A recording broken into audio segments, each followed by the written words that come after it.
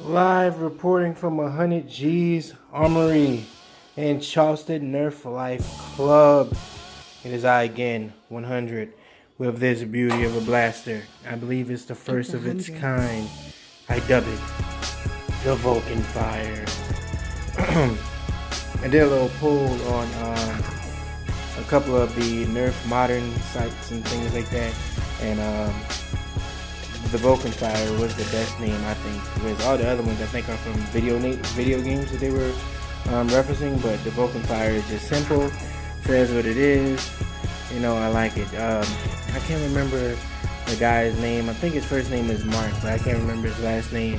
He's the one who posted that, so just shouts out to you. But basically, that's what this is. This is for, I'm starting to call him my patron now, Ryan Engelstead. I mean, he just gives me good ideas, gives me materials to do it with, you know, and, you know, I just have to go ahead, and I felt like I had to do something special and unique, you know, specifically for him. So that's where I came up with this. So now I'll go over the features. This, as you can see, is a Firefly, in which I have epoxy putty in this area here. Then you have a Vulcan that has Meishcel 2.0 motors on the inside with this flywheel cage here. I have mine vertically. A lot of people have theirs horizontally when they do this, but to me it just was easier to do vertically. This is a snub nose Vulcan, you know, meaning that, you know, I cut all that barrel length off, all that other stuff, and, you know, just have just like basically from the flywheels out.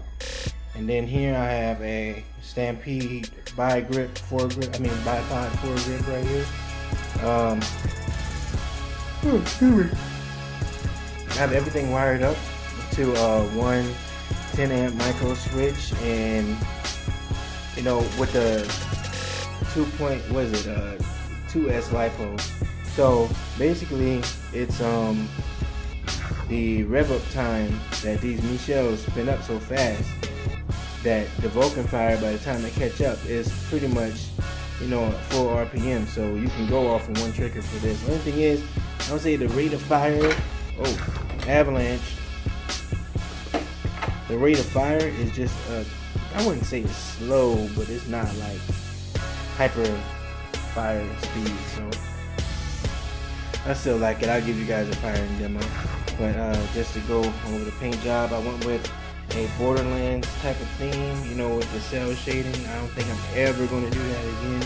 It is extremely time consuming, especially on this type of blaster. Maybe I'll try it on a stripe or something, but nothing this of this magnitude.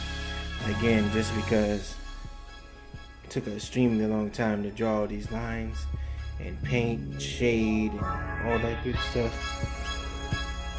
So this is pretty much what I have here, and I basically did this with all spare parts. I mean, I had Hyperfire laying around, so I figured I'd do this. I built two, so this is the first one, which, as you can see, the epoxy putty isn't the best, just because I was really trying to figure out what I'm going to do. But I have the other one that I'm building still in its halfway state. So give me a second and I'll show you what it looks like when it's broken in half. So basically, this is the important side. So I have the flywheels here. I have this little bit of packing material that's under here to keep the bottom of it stable while it's going. Then I have that wire to the motors that are in the Vulcan at the same time to the switch, and then it goes to the battery.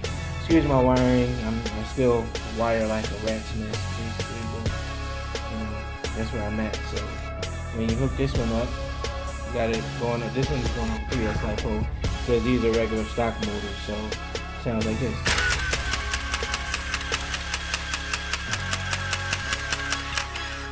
Now that's the rate of fire that I like, but not so much the velocity that I like. But it still shoots like a champ.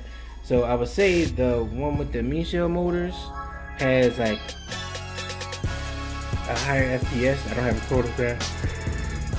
don't know why I'm yawning so much.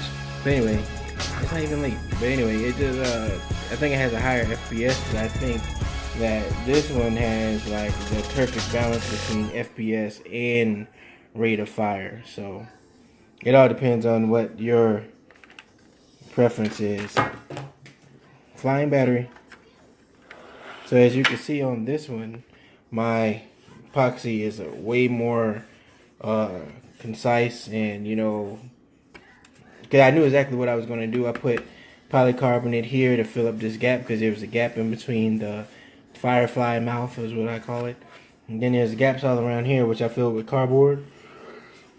And once that gets painted up and stuff, if you look closely you'll be able to tell the difference. But other than that, I did a more solid job because I had a plan.